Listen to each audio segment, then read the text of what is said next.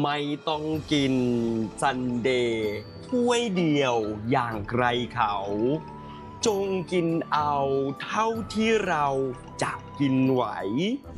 ไหวแค่ถ้วยเดียวอ่ะงบน้อยอ่ะ กว่าเงินเดือนจะออกอีกต้องเป็นอาทิตย์แน่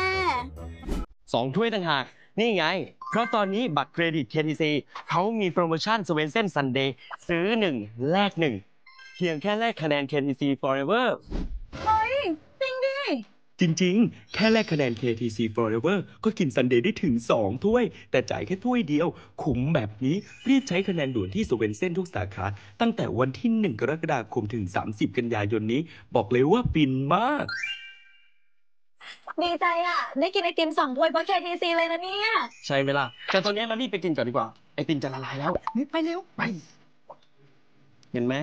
ว่าพวกเราเนี่ย ไม่ต้องกินถ้วยเดียวแบบใครเขา อืม